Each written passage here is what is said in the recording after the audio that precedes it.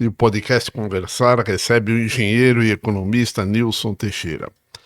Então vamos começar, Nilson. Faz um breve relato da tua carreira e você explica por que você se tornou um monetarista e não estruturalista. Bom, Luiz, antes de mais nada, muito obrigado pelo convite. É sempre bom conversar com amigos. A minha carreira já tem muitas décadas, lógico. Sou carioca, né?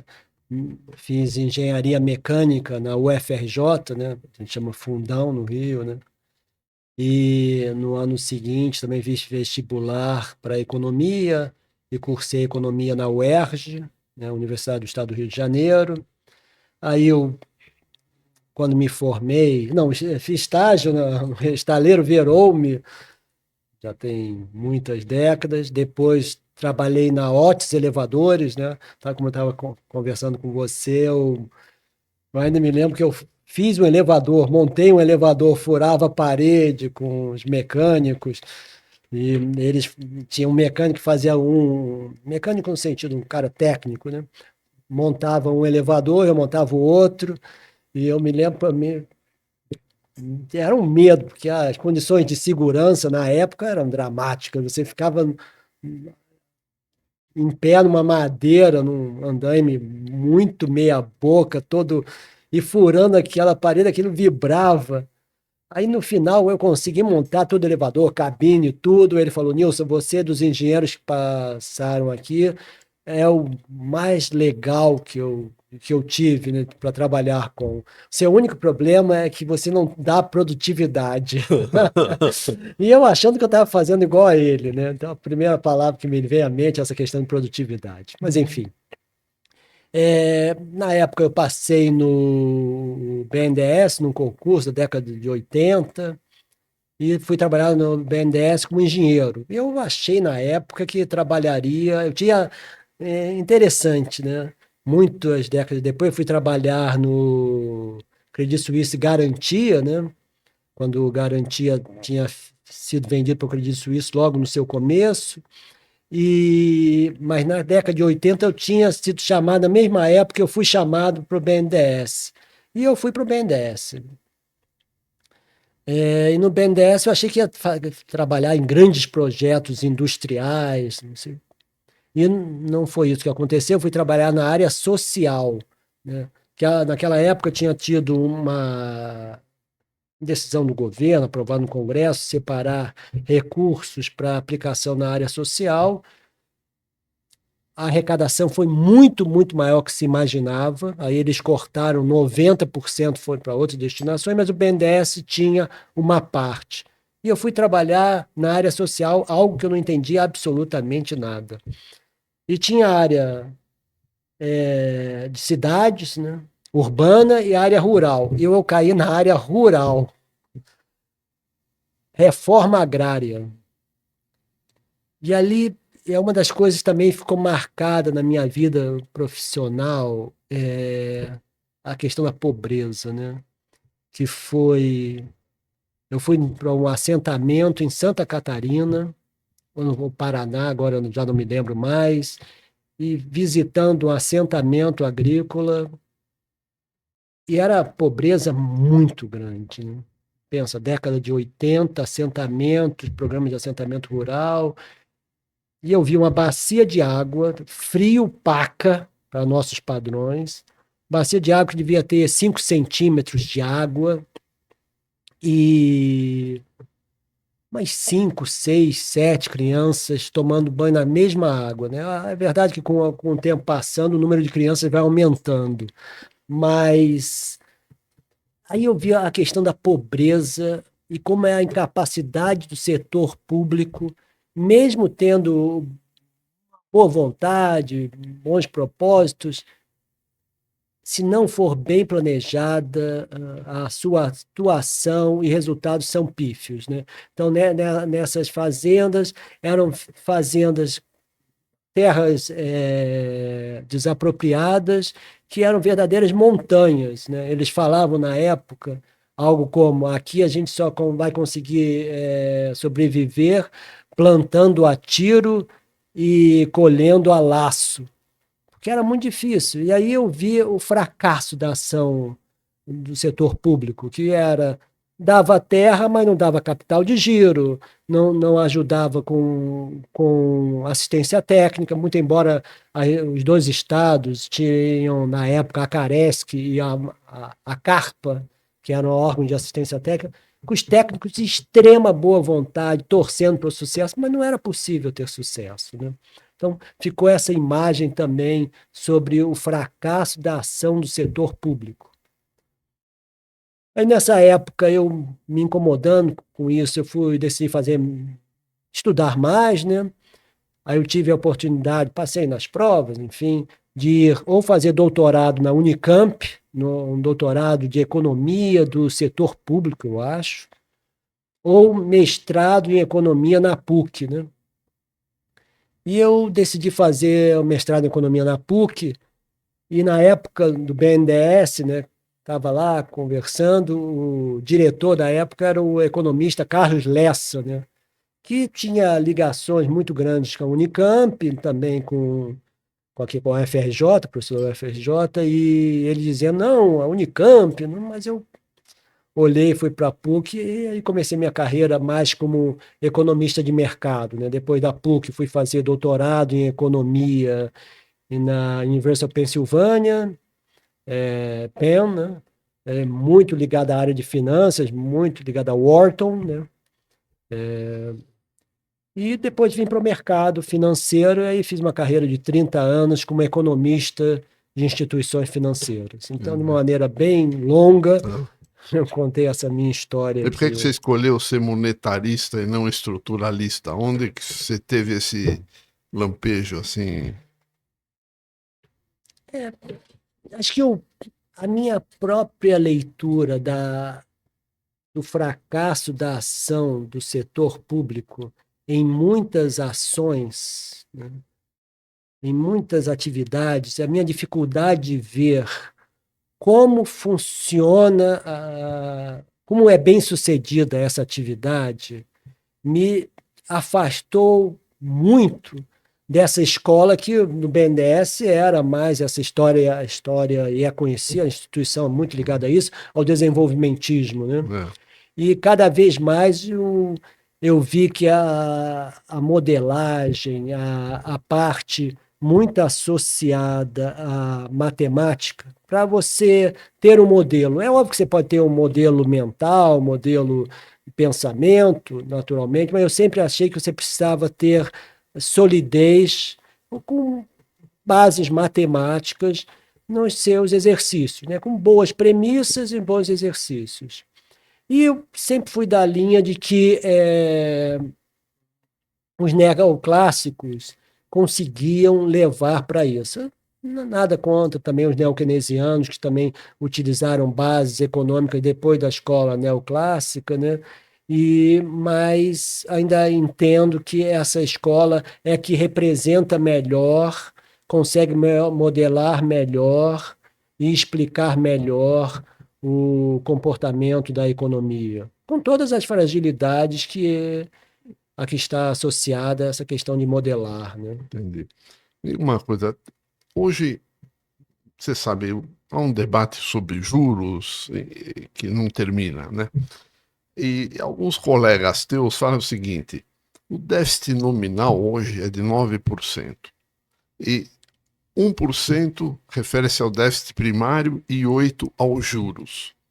Explica isso para os internautas, explica a razão dos juros altos com essa informação. Acho que já é um tema muito debatido, né? O fato é que a política monetária não é tão apertada quanto se imagina e, consequentemente, os juros precisam ser muito mais altos para atuar, né? Então, você vê sobre o que a política monetária atua, esses juros enormes de 15%. Uma parte pequena da economia. Que, por exemplo, todas as decisões fiscais parecem caminhar totalmente defasadas do que está acontecendo na política monetária, né? Alguns dias atrás, nós vimos o Congresso dando aumentos salariais e estimulando os supersalários de uma maneira enorme. E isso acontece todo mês, temos alguma decisão de muitos gastos. Temos uma parte da economia, crédito subsidiado, crédito direcionado, que também passa ao largo da ação de política monetária. Tira potência, né? Então, no fundo, a política monetária é muito pouco potente frente ao que se imagina que os juros de 15% seriam capazes de fazer. Então, o que acontece? Os juros têm que ser muito altos. E a dívida no Brasil só cresce, né? O governo fica repetindo, e isso é muito interessante, que cumpre a meta fiscal e parece esquecer completamente que essa meta fiscal é uma meta fiscal variável. Ela, na realidade, não é variável, ela é expansionista. Ela cresce a cada mês, mais um segmento consegue sair dessa meta. Então, nós temos um déficit primário de 1% do PIB, mas isso que vem de gastos crescentes e o déficit só não é muito maior porque a receita também é crescente. Então, o país se torna cada vez mais ineficiente, porque a carga de impostos é muito alta, muito distorsiva, né? A distorção é enorme, e nós ficamos abraçados na ideia, não, o déficit só está em 1. Só está em 1 porque a receita é crescente. Porque se a receita fosse estável como percentual do PIB, ou então estável em termos reais, os gastos seriam muito maiores em termos de os gastos como acima da receita seriam muito maiores e, consequentemente, o déficit seria muito maior, né? Entendi. Veja uma coisa, você falou da carga tributária, né? Eu obtive uma informação que em 1990 havia 579 empresas listadas na Bolsa. Em 2024 tinha 331.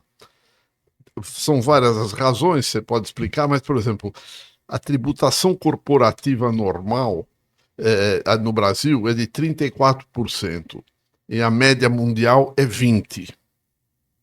E, quer dizer, a consequência disso é que, por exemplo, desde 2021 só teve um IPO da Sabesp, né?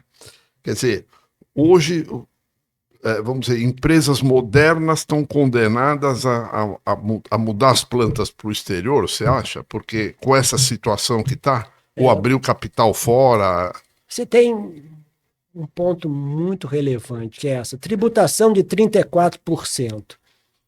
Quem é que paga 34%? Poucas empresas. Por quê? Porque o conjunto de renúncias tributárias no Brasil, obtidas por grupos de interesse, é enorme. Então, você paga 34%, não, porque tem um desconto aqui, um outro acolá, então uma distorção que cria enorme, ninguém paga 34%, mas não houve nenhum planejamento do governo, nenhum estudo, nenhum trabalho para que a carga tributária fosse equânime. Então, no Brasil, é uma distorção, os mais poderosos conseguem pagar menos impostos. Isso acontece não só no setor corporativo, no setor privado também. Nós vemos juízes, membros do Ministério Público, membros do Tribunal de Contas, agora alguns funcionários do Legislativo que não pagarão ou não pagam impostos sobre parte dos seus ganhos. Então, o imposto de renda sobre a pessoa física do trabalho é 27,5% não, para alguns sim, para outros não. Então, é isso. Um outro ponto que é bom relatar é que as empresas de sucesso, elas agora querem fazer seus IPOs, né, seus lançamentos de ações primárias e depois secundárias, né, follow-ons, não mais na Bolsa Brasileira. Eles querem ir para a Nasdaq. Então, nós acabamos de ver PicPay fazendo, nós vimos o Nubank, só para citar duas empresas de grande sucesso, uma mais recente, um dos bancos, o maior banco, o segundo maior banco em termos de capitalização, e é uma fintech, né? E então eles também preferem ir fazer para fora. E terceiro, né, quarto, enfim, é que fazer negócio no Brasil é muito difícil. E, consequentemente, sendo muito difícil, as empresas têm grande dificuldade de crescer. Isso também, no Brasil, tudo é complexo. Existe não só um desincentivo para o crescimento das grandes empresas, dificuldades, faltas de estrutura, um mercado cativo brasileiro que não estimula a busca de mercados no exterior para uma grande parte de empresas, e também isso vale para pequenas empresas no Brasil. As pequenas empresas no Brasil não querem crescer porque elas mudam de regime tributário e a carga tributária sobe com uma potência enorme. O governo até tem trabalhado para evitar isso, mas o fato é que o problema ainda está aí. Né? Então, nós temos várias razões que explicam isso. Agora, a principal delas é que a competitividade da grande maioria das empresas brasileiras é muito baixa. Há empresas de grande sucesso, não há dúvida. A JBS é uma história de sucesso. Né? Foi beneficiada com recursos públicos, foi beneficiada com vantagens, mas muitas empresas no Brasil, setor petroquímico, setor de commodities, enfim, foram beneficiados e não conseguiram, siderúrgico, né? Foram beneficiadas e não conseguiram esse sucesso. Então, há empresas de sucesso no Brasil que competiam, a Vale é outro exemplo, porque foram para o mercado exterior e se tornaram competitivas. Mas fora essas empresas, são poucas. Há outras, lógico, mas não são muitas. Então, o mercado acionário brasileiro, em termos de número de empresas, vai diminuindo. E até porque os investidores estrangeiros, eles têm uma certa limitação de compra de empresas menores. Então, também não há, e como o mercado se globalizou, empresas menores têm dificuldade de ir para a Bolsa porque têm dificuldade de conseguir liquidez suficientemente que justifique para elas irem para o mercado de ações. Né? Entendi. Me conta uma coisa, você falou recentemente de subsídio. Você acha que, ao mesmo tempo que o governo busca recursos, há essa oferta de papéis LCI, LCA e outros tantas siglas sem imposto? Você acha que isto beneficiou esses setores que o governo beneficiou esses setores, deram resultado, foi bom, é bom isso? Beneficiou os setores, você vê, você citou a LCI, né, que no fundo o investidor, pessoa física, não paga imposto de renda, são aplicações em títulos imobiliários, né? A ideia é muito boa. Tem as LCAs, CRAs, enfim, que são agrícolas, que também provêm, em tese, recursos para o setor agrícola com taxa de juros menores, que é bom para esses segmentos, e é bom também para o investidor. Como sempre, o mercado financeiro, o mercado, enfim, o famoso mercado, ele é muito sofisticado, muito rápido e consegue encontrar mecanismos para se beneficiar dessas vantagens tributárias oferecidas. E, consequentemente, os resultados em termos de investimento, em termos de crescimento para o país, não são tão altos ou tão expressivos quanto se imaginava antes. Você vê, por exemplo, chegou-se ao limite de ver alguns detentores de muitos imóveis transformarem esses imóveis em fundos, né? E esses fundos são beneficiados por essa tributação mais são isentos. Né? Então, isso faz parte Da da cultura geral. cultura geral. É. E é normal, cabe ao governo buscar mecanismos para diminuir, né? A tal história de que se aprova uma medida, o mercado se ajusta, a sociedade se ajusta, porque todos querem pagar menos impostos e se beneficiar, e a Receita tem vir atrás fechando os buracos. E aí o mercado encontra novos buracos e a Receita vai atrás. Isso é típico não só no Brasil, mas no mundo inteiro, né? A verdade. busca de vantagens fiscais. Me diga uma coisa, vamos falar um pouquinho de política industrial. Eu vou dar um exemplo para você dissertar. O produtor de aço acha que aqui vem muito aço do Oriente Médio, do Oriente, da China, fazem dumping. O produtor. O consumidor de aço fala: não, este aço que vem da China permite que o meu produto acabe sendo mais barato e mais competitivo. A pergunta é a seguinte: como resolver isso? Eu sou a favor de. Eu acho que o caminho correto é você reduzir ao máximo esses subsídios e quando, depois de muitos estudos, o governo, enfim, decidir dar esses subsídios, o prazo ser firme. No Brasil, você vê quem recebe subsídios. Setor siderúrgico. Tem proteção, desde que ele foi implantado no Brasil, é um setor com proteção. Aí você vê as exportações desse setor. Não são tão significativas. Então, é um setor que não conseguiu ser competitivo. Aí eu volto novamente ao setor de carnes. Mal ou bem, foi um setor que recebeu muitos subsídios do BNDES, enfim, mas se tornou extremamente competitivo e foi para fora e dominou, inclusive, o mercado americano.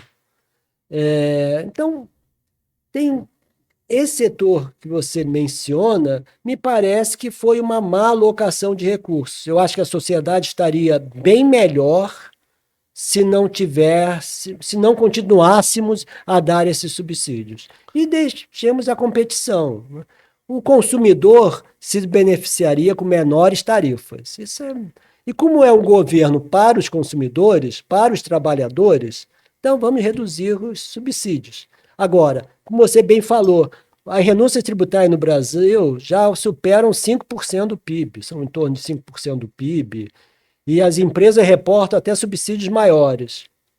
Que bem que eles trazem, né? Aí veremos a Zona Franca de Manaus. Óbvio, mantivemos trabalhadores lá em Manaus, etc. Mas você vê décadas e décadas e décadas.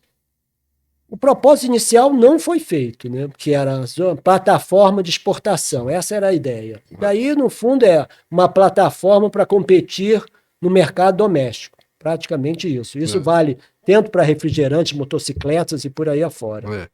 Não serve para muita coisa. Os países asiáticos, eles os subsídios que eles deram era obrigado a competir no mercado externo. Não competindo, acaba o subsídio, né?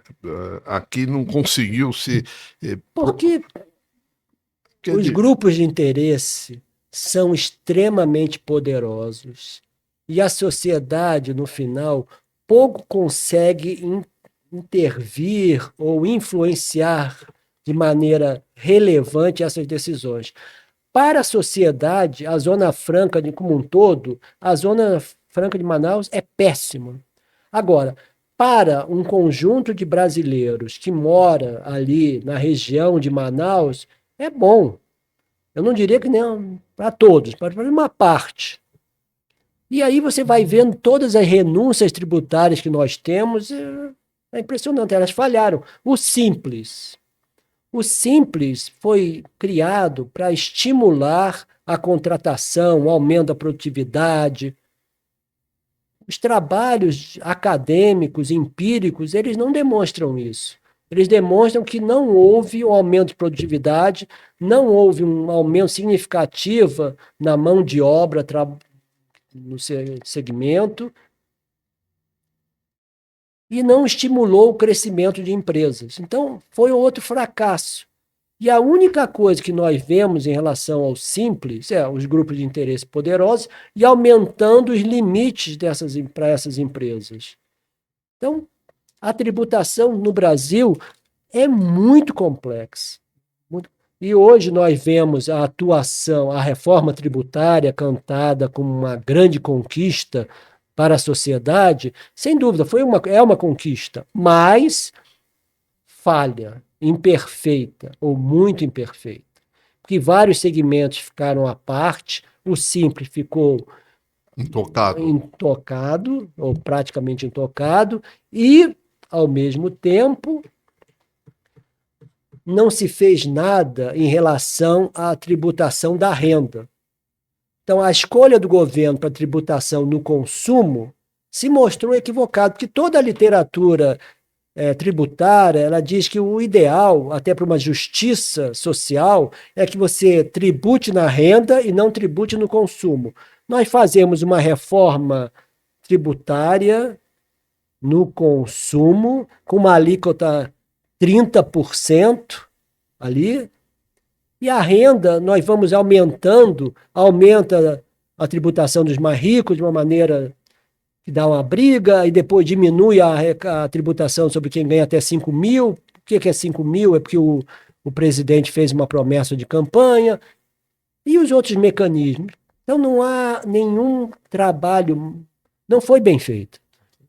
Então, nós estamos numa situação em que os grupos de interesse continuam sendo muito poderosos e conseguem alterar as decisões, e, em geral, para decisões que não são eficientes, não são boas para a sociedade. Deixa eu perguntar mais uma coisa sobre a política industrial.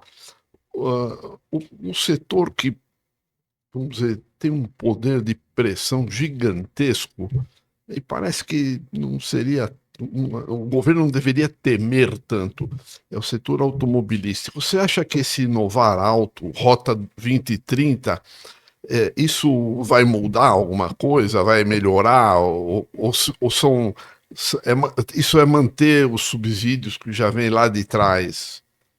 No fundo, é a renovação contínua dessa ideia de dar benefícios para algumas indústrias que são extremamente influentes e têm uma cadeia de produção influente, de tal forma que, ano após ano, a gente continua vendo isso ocorrer. E o que acontece é que os nossos carros melhoraram muito no Brasil frente aos anos anteriores.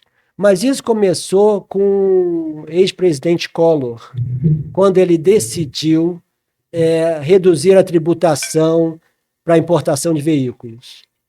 Hoje, de uma forma ou de outra, os produtores nacionais, todas as empresas estrangeiras que têm base no Brasil, o que querem? Manter o mercado cativo. Então, continuam querendo afastar as empresas externas sem base no Brasil. Como é que elas fazem isso para se tornarem competitivas? Primeiro, impedem a entrada. Segundo, conseguem recursos do setor público. Essa é a receita que nós vemos desde a implantação da indústria automobilística no Brasil. E não consegue competir no mercado externo. Não conseguem ou não querem, né?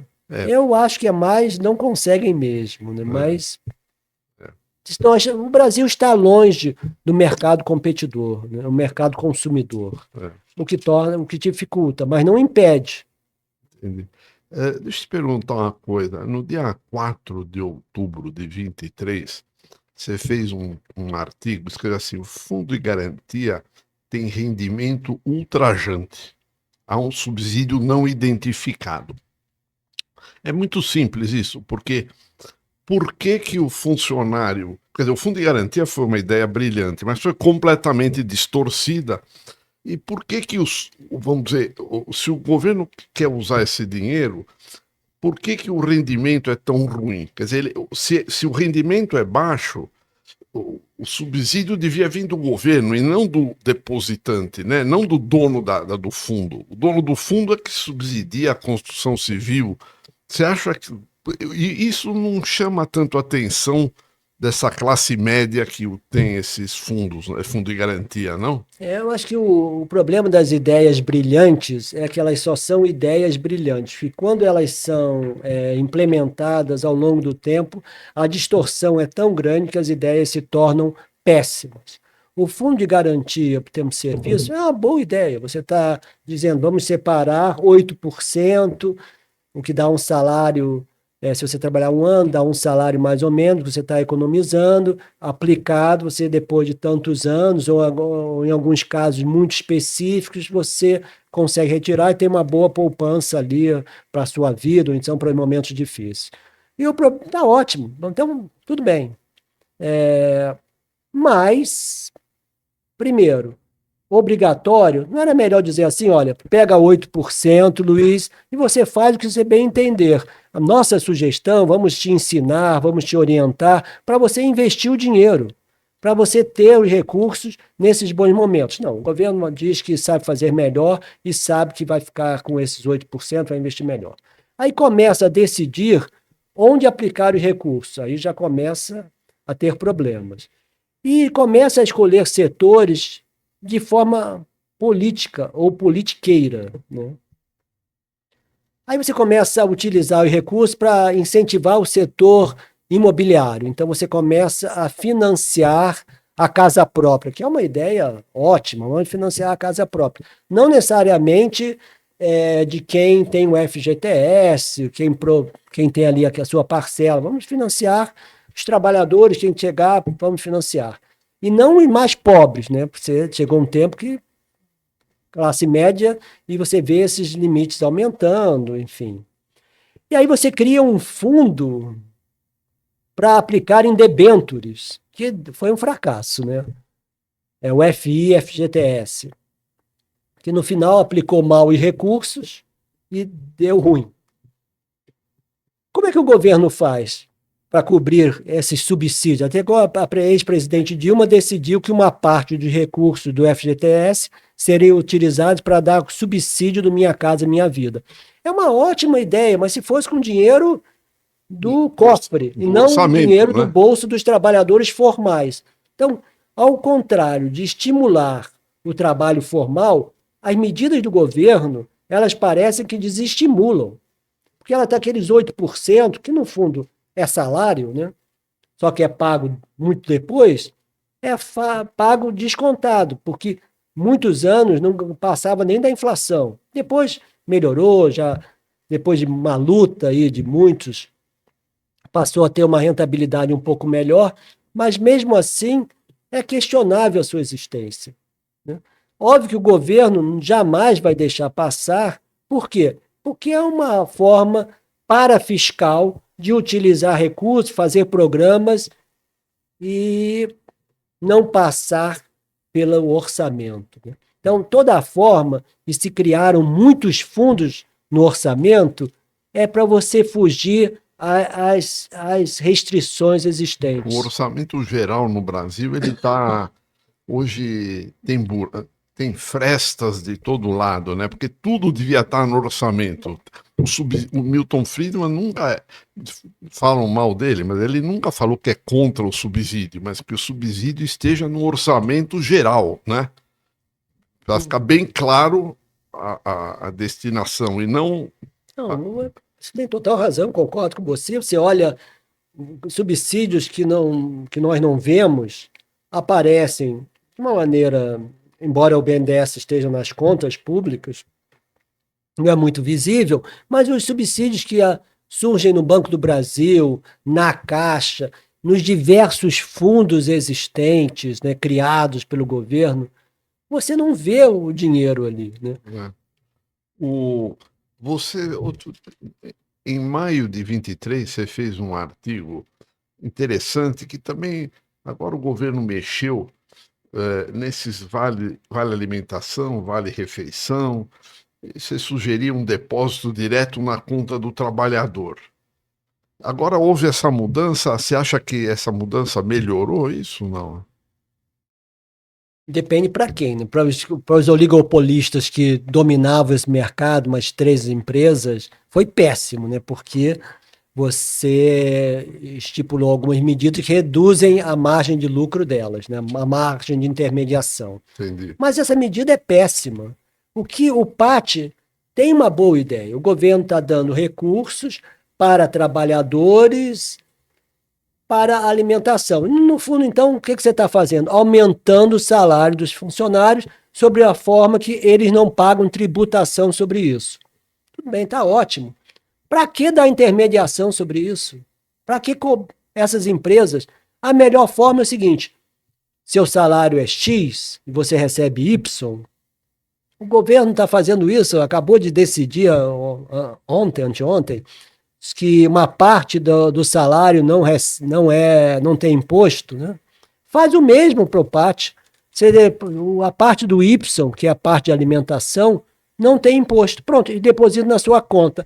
Aí você faz o que você bem entende com dinheiro. Você pode usar para comprar roupa para os seus filhos, e em vez de comer na rua, usando esses tickets, você faz a marmita em casa e leva para o trabalho, né? Ou seja, você decide o que fazer com o dinheiro. Então, o PAT é uma boa ideia, mas foi totalmente manipulado ao longo do tempo, que hoje os grandes beneficiários são esses intermediários. Para que isso? Não há razão. Vamos acabar com esse subsídio que a gente dá para os intermediários. Vai ser melhor para os trabalhadores, vai ser melhor para os, consequentemente, consumidores, e vai ser melhor para os provedores de serviços, restaurantes, bares, supermercados. Vai ser péssimo para as empresas de intermediação ali. Lamento, vai procurar outro mercado. A vida é dura. É dura. Diga uma Mas coisa. isso não vai acontecer nunca. É verdade. Vamos falar um pouquinho agora sobre. O Brasil teve uma mudança interessante com o pré-sal, né? E eu estava lendo aí que esses royalties do petróleo, por exemplo, a Noruega tem 2 trilhões de dólares. E, no entanto, eles só podem gastar anualmente 3%. Isso é um conceito de endowment, né? Aqui também você acha que está bem regulado isso? Tem prefeituras no estado do Rio hoje que estão com dinheiro em abundância e está tudo sendo consumido agora e não deixado para as próximas gerações, porque essa é a ideia, né? Acho que nós voltamos para o início da nossa conversa, né? A taxa de desconto intertemporal da sociedade, ela é muito alta. Então, a sociedade dá muito valor ao curto prazo e pouquíssimo ou quase nenhum valor ao longo prazo, ou até ao médio prazo.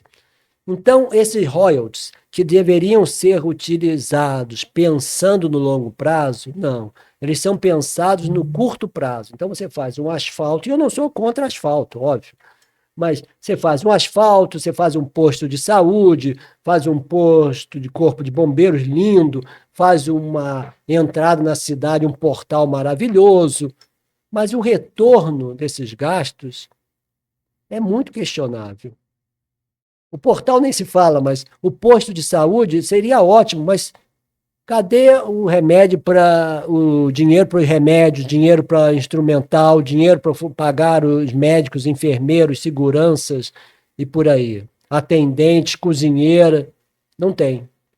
Então você vê que há uma falta de planejamento, mas isso não se importa.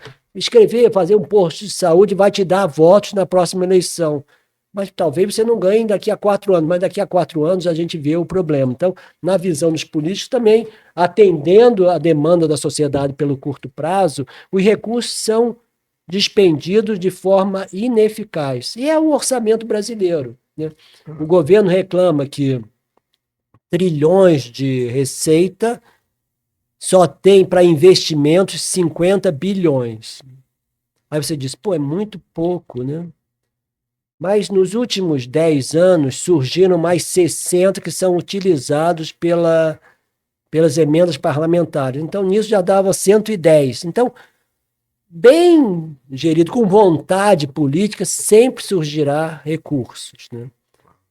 A qualidade do gasto aqui é ruim, né? É ruim, mas você acha que é justo pagar bem o funcionalismo público? Lógico, quem é contra isso? Agora, pagar bem quer dizer o quê? Você acha que o funcionalismo público tem gente de altíssima qualidade? Não há dúvida disso. Tem gente muito boa. Então, todo mundo que trabalhou no setor público atesta isso, a qualidade do funcionalismo. Mas são esses que são ditos de alta qualidade, que ganham mais? Devem ganhar igual ao setor privado? A resposta é não. Por quê? Porque quando eles se aposentarem, eles têm recursos garantidos. E o setor privado não. O maior salário na INSS é muito menor que o salário que a elite do setor privado recebe. No setor público, não. É óbvio que a legislação previdenciária mudou isso, mas é questionável ainda se isso vai ocorrer, ou haverá medidas que alterem esse processo ao longo do tempo.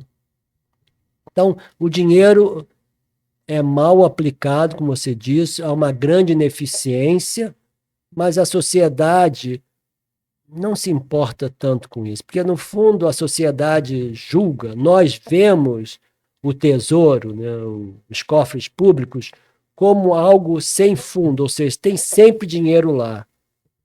E é assim que os políticos agem, é assim que os membros do legislativo, executivo, judiciário agem, mas é um reflexo mesmo da É sociedade. assim que os poupadores exigem juros altos É, para entregar, para é emprestar isso. para o governo, né? É isso. Porque o cofre tem fundo. Pode ser que demore 1 ano, 5 anos, 10 anos, 20 anos, mas tem uma hora que não dá para continuar você se endividando, endividando. Porque os poupadores vão querer mais juros. Né? Vamos falar um pouquinho, um tema que precisaria a tarde inteira, a produtividade. Todo mundo sabe que a produtividade é baixa.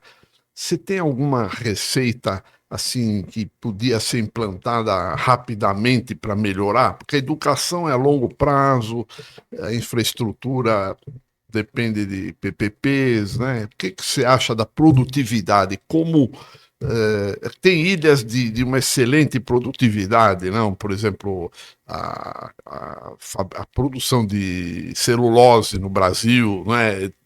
A área agrícola, mas o Brasil como um todo parece que não, né? A produtividade é baixa.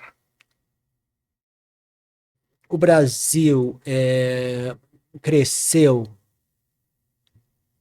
nos últimos 40 anos, né? Basicamente, né, ou principalmente, basicamente seria forte, mas principalmente por conta do aumento da mão de obra, né? Então, como é que você pensa crescimento? Você pensa de uma forma muito simplificada, assim, é capital, você está investindo lá em máquinas, equipamentos, você investe em quantidade de mão de obra, e aí a produtividade, né? Aí uns chamam de produtividade total de fatores, chamam, tem tecnologia, enfim, mas fiquemos nesse. Tudo mão de obra. Só que o Brasil tinha esse bônus demográfico, né, que todos os países em desenvolvimento utilizam, mas tem uma hora que ele chega, tem uma estagnação e começa até a cair. A esperança de todos é que o bônus demográfico chegue numa hora que o país já é desenvolvido. Né? Tem um conceito chamado armadilha da renda média, que é a que o país não chegou ao desenvolvimento quando esse bônus demográfico já se estagnou, não cresce tanto, aí o país não consegue continuar crescendo no mesmo ritmo que ele crescia antes. E é onde o Brasil está. A produtividade no Brasil, ela praticamente não cresce. E qual é a única forma de crescer a produtividade? Né? Não existe essa única forma. São vários mecanismos, enfim, vários instrumentos que ajudam isso, mas o principal, sem dúvida, é a educação. O presidente Lula fez um grande estímulo ao aumento de universidades, né? Isso desde o seu primeiro mandato, ele falava que era um presidente só com Fundamental 1, que mais estimulou a universidade. É um discurso muito bonito eleitoralmente, mas foi um fracasso frente ao que poderia ter sido. O que o presidente Lula deveria ter feito era investir no ensino fundamental e no ensino infantil durante seus 2 primeiros mandatos. Porque ali você estaria, foram 8 anos, fazendo com que uma criança, no primeiro ano, ela chegasse no final do ciclo fundamental com um grau de educação melhor. Neste ano, assumindo que a ex-presidente Dilma não mantivesse, Michel Temer, Bolsonaro, os ex-presidentes, nós estaríamos podendo tratar da melhoria da qualidade do ensino médio. Mas isso seriam 20 anos, 23 anos. Ou seja, é uma política relativamente rápida, mas em 23 anos teríamos melhorado a qualidade da educação até o ensino médio, o começo do ensino médio. Hoje no Brasil, de que adianta você querer incluir matérias como filosofia, sociologia na carga de estudo dos alunos, se um percentual substancial dos alunos do ensino médio não consegue entender um texto simples? Um aluno do ensino médio não consegue fazer operações com regras de proporcionalidade. Então, o grande e o principal mecanismo de melhorar a produtividade é com educação. Porque o salto de crescimento que o Brasil teve desde as décadas passadas, chegando ali ao pico na década de 70, crescimento chegando a 14% ao ano, se deu muito também porque crescia a mão de obra. Havia uma incorporação dos trabalhadores do campo para a cidade, a produtividade crescia. Agora não vai ser assim. A produtividade do trabalhador, já somos todos praticamente urbanos, dificilmente aumentará só você tendo acesso, saindo de um lugar pouco produtivo para um lugar mais produtivo. Você tem que investir em educação, mas não é investindo em educação do ensino superior, infelizmente nem do ensino técnico. Nós temos que dar vários passos atrás para melhorar a qualidade do ensino fundamental e infantil. E, lamentavelmente, ainda temos que melhorar muito o Fundamental 1. Então, mas, tudo bem, daqui a 25 anos, se começar agora, talvez estejamos bem melhores. Essa é a única forma que eu vejo de se conseguir aumento de produtividade no Brasil de uma forma permanente. E é esse mecanismo de melhoria de educação que vai garantir, no meu entender, que nós escolhamos políticos melhores, que os políticos sejam melhores, que façam decisões pensando no longo prazo, porque aí a sociedade estará mostrando que está pensando no longo prazo. Hoje nós pensamos no curto prazo. É verdade. Explica uma coisa. Hoje o mercado de trabalho ele mudou muito, não? Hoje tem gente que é pejotizado, tem gente que trabalha em aplicativos, e tudo isso já onera, mas vai onerar muito mais o tesouro, porque hoje quem não contribui vai ter direito ao SUS, vai ter um salário mínimo lá na frente. O que você acha que poderia ser feito? Porque o INSS está se tornando uma bola de neve, né? Então, o que você acha que pode ser feito para pelo menos estancar isso? Porque senão o que os teus colegas dizem é que o gasto obrigatório vai chegar quase a 100% daqui a pouco, não? Eu só discordo de uma coisa que você falou. Eu acho que o INSS não vai se tornar uma bola de neve. o INSS já é uma bola de neve. No fundo, é o seguinte, você ganha um salário mínimo. Então, você vai trabalhar 40 anos, se você está começando agora, você vai trabalhar 50 anos e vai ganhar um salário mínimo. Se a regra não mudarem. Agora, você não contribui nada.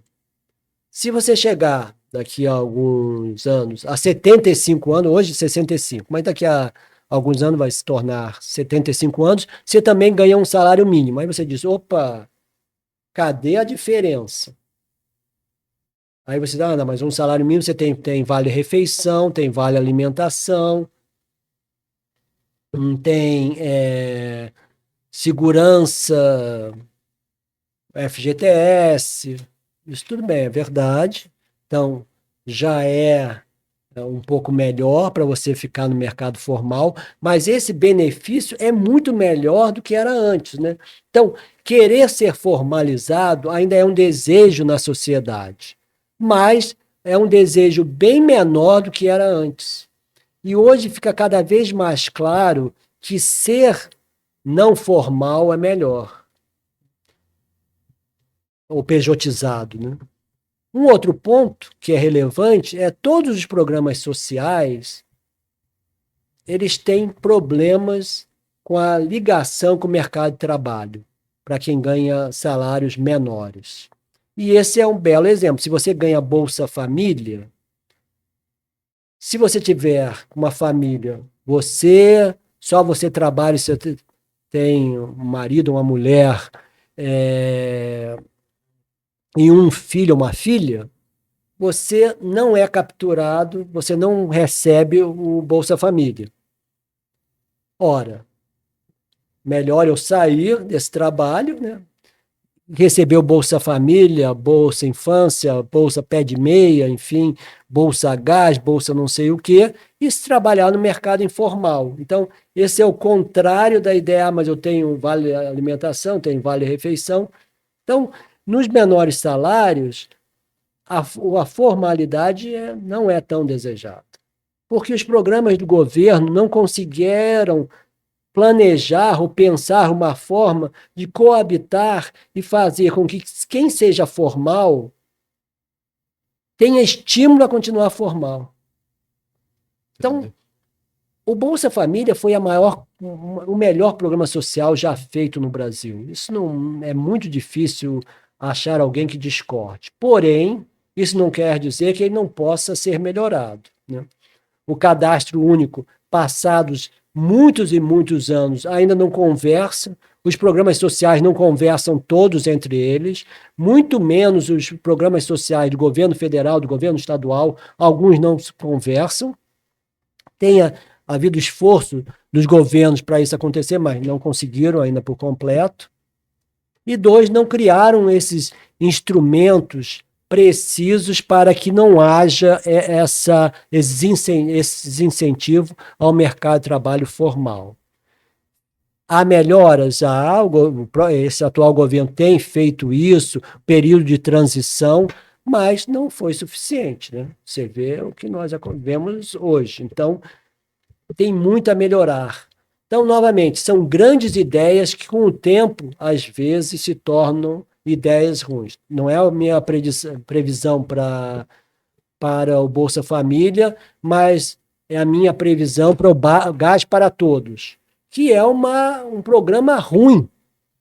A ideia é boa, dar gás para as pessoas, mas que ideia é essa? Nós sabemos que em alguns estados, em algumas comunidades, você que mora nessa comunidade é praticamente obrigado a comprar um gás de um determinado provedor.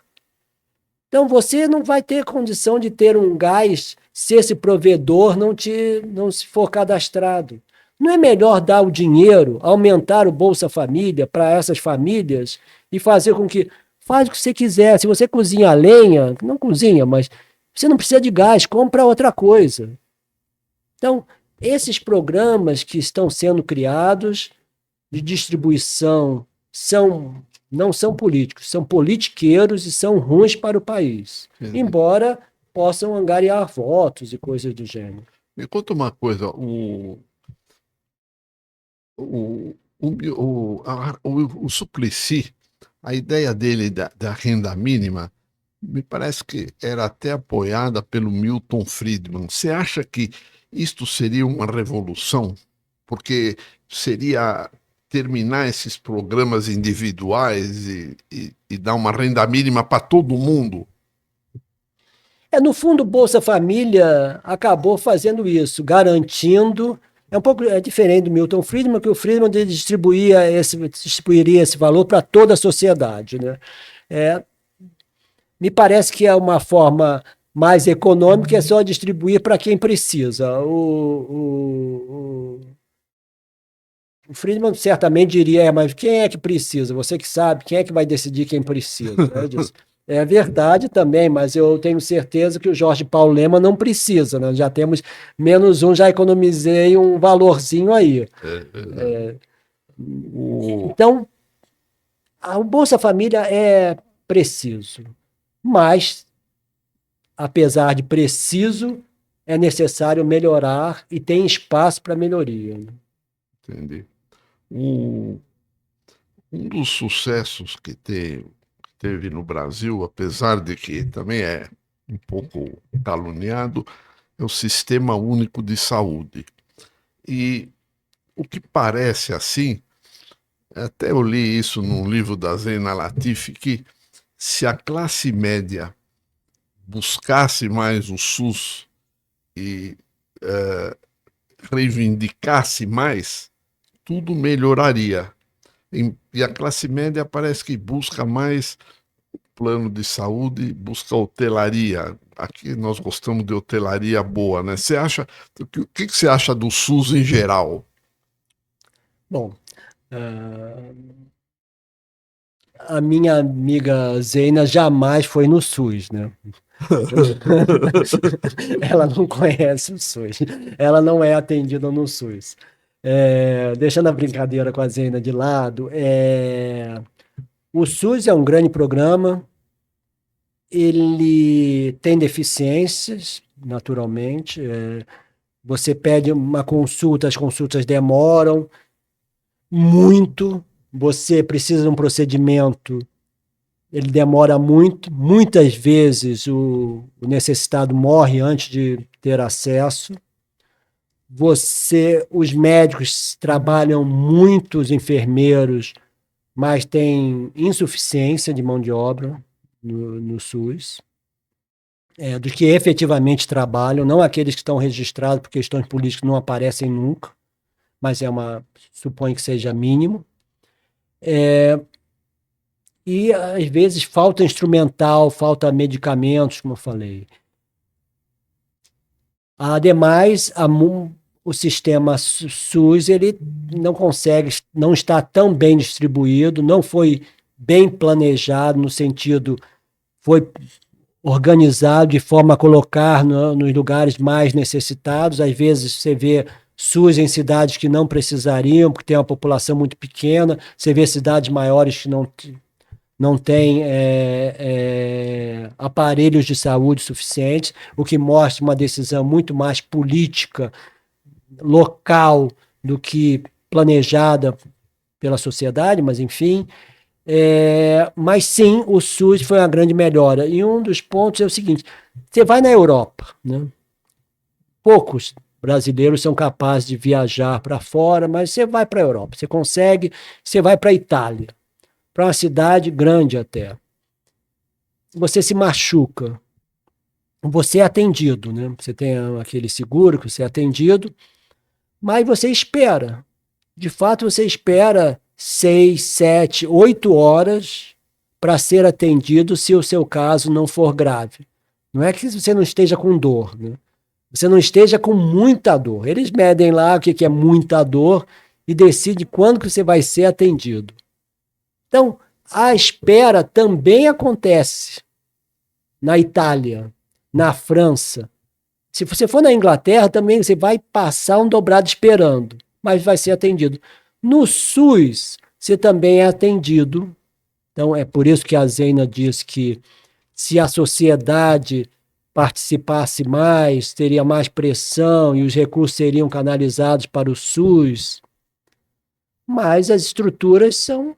Você acha que hoje alguns colegas seus falam o seguinte: a verba de saúde e educação hoje podia diminuir um pouco de educação, que nasce menos crianças, e passar um pouco mais para a saúde? Você acha isso possível? Aqui, os que defendem essa ideia argumentam pelo lado da eficiência, né?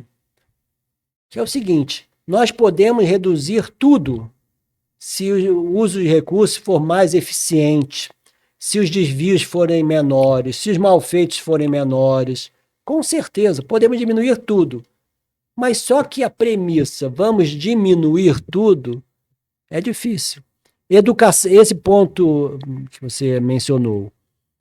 O governo de São Paulo, alguns anos atrás, ele quis diminuir, fechar algumas escolas onde a demanda por alunos era menor e fazer com que eles se deslocassem para escolas um pouco mais distantes, conjugando que até a educação poderia melhorar. A pressão social, começando pelos pais das crianças que moravam mais perto, foi enorme e se propagou.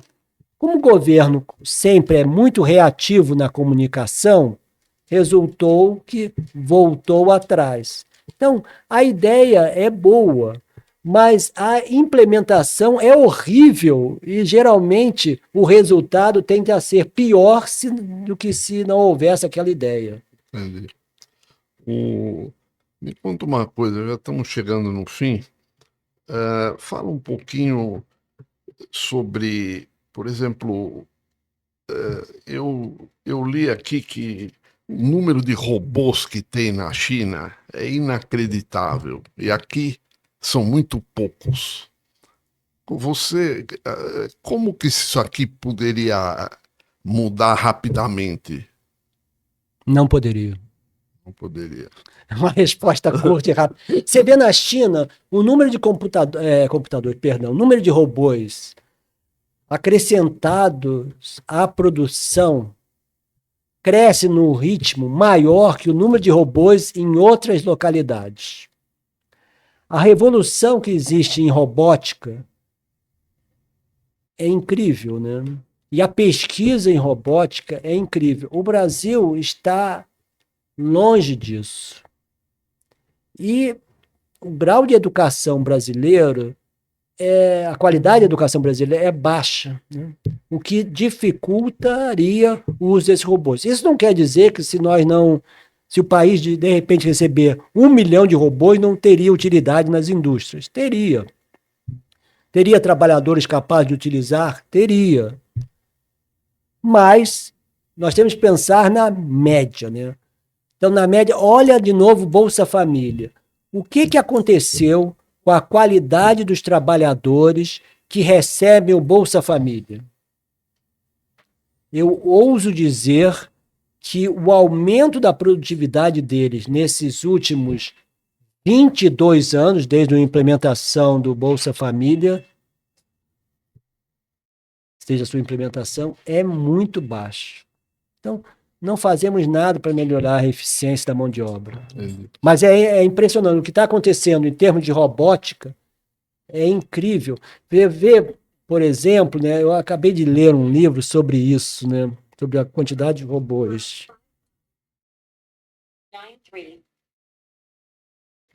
Deve ser uma dessas agências de oferta de bens eletrônicos. Então, um robozinho funcionando, né? Então, veio a calhar.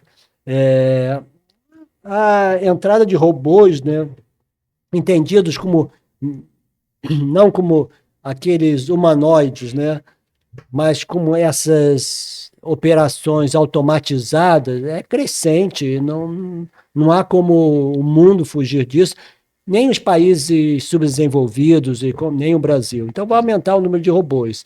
Mas os robôs mais avançados, a pesquisa, o Brasil também está distante disso. Não é mais um elemento relevante. Para finalizar, faz um panorama do que você espera desse ano na economia. Vai crescer? Porque teus colegas têm errado a previsão do PIB, de crescimento. Sempre tem crescido mais do que as previsões. O que você acha desse ano? Prever PIB Previsão é um trabalho muito difícil, né? Eu fiz isso por mais de 30 anos e eu acho que eu posso falar isso com certo conhecimento. O PIB em si, se você disser que o crescimento do PIB terá entre 1,5 e 2,5, você estará fazendo um bom trabalho. Quando eu vejo economistas dizendo 1,8, 1,9, e eu fazia o mesmo, né, porque era a demanda, eu sei que a certeza deles é nula. Eu tive um chefe que a gente fazia, um time com quem eu trabalhava, era sempre, acho que tinha bem formado, todos PhDs, né? Era um time grande, né? Hoje em dia você vê no mercado muitos lugares com um economista, eu não sei nem como que eles trabalham, né? Eu tenho até uma receita do que eles deveriam fazer, mas não dá para dizer que faz pesquisa. Então, quando você vê um economista, trabalha sozinho, prevendo 1,8 de crescimento, inflação de 4,3, ou 4, que é o consenso, mercado de trabalho, desemprego tal, você diz assim, esse cara aí, ou ele é um gênio, que não é, ou ele está chutando muito. Né? Então, prever é muito difícil. Então, esse chefe falava, nosso time fazia uma previsão, dava, sei lá, 1,3. Aí diz, eu tô achando que vai ser mais, eu acho que vai ser mais. Depois de meses trabalhando nos modelos, eu ficava olhando para ele, como é que ele pagava o meu bônus, não dizia nada, mas pensava, qual é o conhecimento que você tem para falar isso? Por que você não sabe nada? Que você, do mais, o que eu dizia era, você tem 50% de chance de estar certo, mas o seu problema é que você tem 50% de chance de estar errado. O bom para você, na hora de pagar o bônus, é que a probabilidade de eu estar certo com 1,3 naquela época é próxima a zero. Porque você cravar, não dá. Se viesse 1,32, dizer, ó, já foi maior, não te disse? Então, é isso. Então, o cenário que eu acho que é razoável e é mais ou menos consenso é um crescimento ali nessa faixa mesmo, 1,5 a 2,5. A inflação está declinante, mas se me disser que 3,7 ou 3,5 a 4,5 é a mesma coisa que dizer 4. Não há muita diferença, depende de tantas coisas. E os juros, o mercado está dizendo que o Banco Central vai reduzir, como você sabe, acho que o Banco Central perdeu uma grande oportunidade de manter os juros estáveis e, com isso, aumentar a probabilidade de fazer a inflação convergir para 3%. Talvez hoje, agora, fosse o melhor momento de fazer isso. O crescimento está ali próximo a 2%, a inflação está declinante, mas está em 4%, então não está muito baixo. O mercado de trabalho está excelente, né? Recorde de emprego, taxa de desemprego baixíssima. Os salários crescem num ritmo muito favorável. Então, tem uma combinação de fatores que contribuem, facilitariam o trabalho do BC. Mas a verdade é que, como falamos no início, e talvez para terminar, né, é que a taxa de desconto temporal é muito alta. Então, os políticos querem que caia juros, os empresários querem que os juros caiam, uma parte dos economistas, não só os que você começou na nossa história, estruturalistas, desenvolvimentistas, dizem que não precisa de juros tão altos. Economistas ortodoxos falam que, não, mas os juros vão cair, mas continuam trazendo a inflação para baixo. E participantes de mercado, por exemplo, gestores. A pior coisa que um gestor quer é a estabilidade dos juros. Ele quer que os juros caiam, depois suba, caia, porque é assim que eles vão ganhar dinheiro, né? Gestores de renda fixa, multimercados, enfim. Então, todo mundo quer isso, está todo mundo pensando no curtíssimo prazo. Caberia ao Banco Central ser mais duro ainda, e o presidente do Banco Central fez um bom trabalho, manteve os juros estáveis por mais tempo que se imaginava, mas erra ao não manter os juros estáveis por ainda mais tempo. A meta de inflação de 3% é o valor da meta dos países em desenvolvimento. de mercados emergentes. Não é um número muito alto. Não é muito alto. 3% é muito razoável. É para lá que o Brasil deveria caminhar, e não 4%. E não pensem que, tendo uma inflação de 4, 5, 6, o país vai crescer mais. Eu ouso dizer que tende a crescer menos se continuar uma economia instável. Tá ótimo, foi ótima a palestra. Você já está convidado para vir aqui novamente com a presença do professor José Márcio Rego, que abrilhantaria a Não, já entrevista. foi uma honra tendo Muito você. obrigado e até a próxima. Obrigado a todos.